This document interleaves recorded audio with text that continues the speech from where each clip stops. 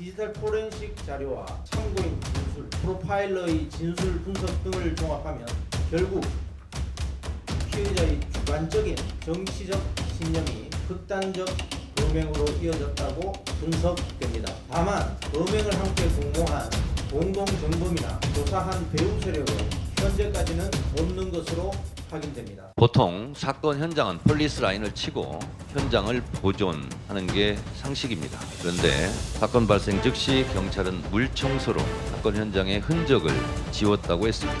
이 사진입니다. 보시다시피 데크에 피가 흥건히 고여 있고 데크 틈새로 피가 흘러내려간 흔적이 보이실 겁니다. 지혈을 한 붕대, 거즈, 수건의 핏자국입니다. 이 사진만 봐도 과다출혈, 중상이 짐작되지 않습니까? 공범을 없고 단독범이라 발표했는데 그걸 누가 믿겠습니까?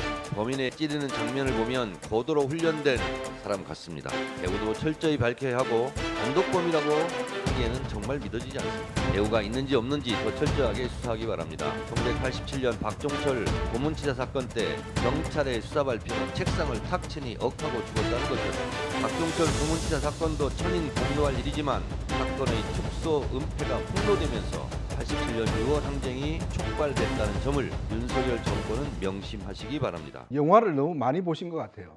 지금 보면 상상에 상상을 이제 더해서 지금 거의 시나리오를 쓰시는 것 같은데, 근데 지금 어떤 근거로 고도로 훈련된 사람이라고 이야기하는 것인지, 이분이 훈련되는 걸 보셨는지 모르겠습니다. 그러니까 정청래 의원이 지금 제기하는 문제 같은 경우는 어디에도 그런 근거가 없습니다. 자, 그리고 일단 윗선에서 살인미수범이라고 하라고 했다? 도대체 무슨 근거로 이런 이야기를 하는 거죠? 그러니까 지금 보면 이 이재명 대표 문제로 인해서 이 헬기 이송이라든지 이런 걸로 인해 사실상 이제 이런 비습이 일어나면 사실 이제 야당에게 어떤 면에서 유리한 이슈지 않습니까? 근데 헬기 이송 문제 등등으로 해서 특혜 문제로 시비가 이어지니까 지금 어떡하니 이걸 좀 국면을 바꾸기 위해서 또 한 번에 이렇게 여러 가지 음모론을 꺼내고 있는 것 같습니다. 예전에 줄 요역이라든지 또 청산도 술자리라든지 그런 거 등등해서 이제 했듯이 이번에도 보면 그냥 한 사람이 제기를 하면 거기에 플러스 알파 해서 그냥 자신들이 어떤 생각한 상상의 어떤 것들을 그냥 기정사실인 것처럼 그렇게 믿고 싶은 이제 그런 상황 같은데, 아무리 그렇지만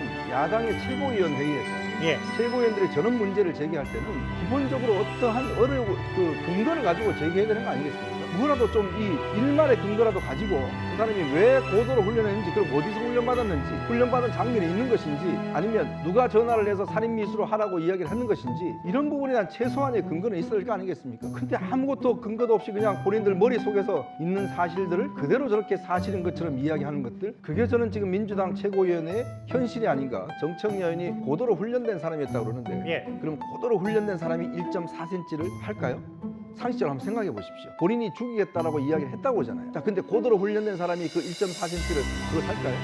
앞뒤가 안 맞는 이야기를 자꾸 그렇게 뭔가 사실상 의혹을 제기할 수 있습니다. 예를 들어서 뭔가 수사의 문제점을 좀 더 다들 자, 피해 사실 공표도 마찬가지입니다. 지금 한동훈 장관이 예전에 그 국회에서 이재명 대표 관련돼서 뭔가 이 체포 동향을 설명하는 걸 갖다가 당시 양희원영 의원이 피해 사실 공표라고 지금 고발한 거 아니겠습니까? 본인들은 자기와 관련된 거 피해 사실 공표라고 고발하면서 경찰이 예를 들어서 이걸 공개를 하면, 제가 알아보니까요, 경찰은 확신범일 때 이런 걸 갖다 공개하지 않는다거든요. 왜냐? 그 확신범이 원래 원했던 게 자기를 다 공개하는 거예요. 즉 자기가 한 거를 세상에 알리고 싶은 게 지금 목적이거든요. 자기의 어떤 이유를 알리고 싶은 거예요. 그렇기 때문에 이걸 공개하는 걸 원한다는 겁니다. 근데 경찰 입장에는 그걸 공개를 안 해준다는 거죠. 그러니까 범인의 의도에 따라가지 않겠다는 의미에서 당시의 수사심의위원회에서 공개하지 않은 것이고, 당시에 이 문건도 결국 공개하지 않은 겁니다. 이재명 대표의 비습 사건과 이 사건, 그러니까 경찰이 뭔가 지금 이런 중대한 문제를 은폐했다는 건가요? 그럼 경찰이 지금 이재명 대표를 고문이라도 했습니까? 아니 그걸 갖다가 지금 박종철 고문 사건과 연결시켜서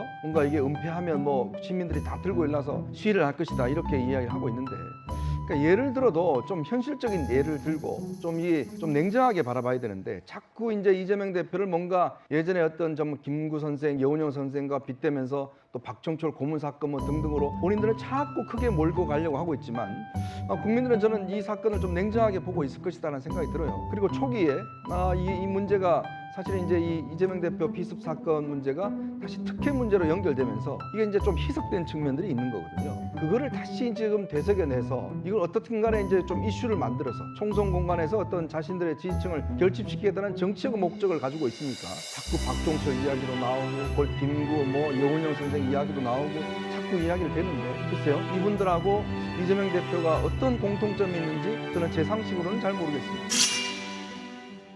이 상황을 어떻게 정치적으로 이용해 보려고 음모론을 제기하는 것은 안 되는 일입니다.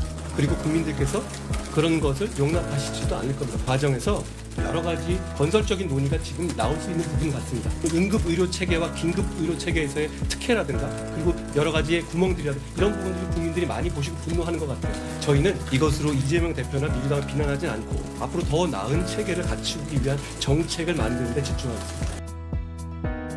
온 나라가 그 한 놈 때문에 구린내가 나지만 언제나 희망은 있다고 나는 믿고 싶다.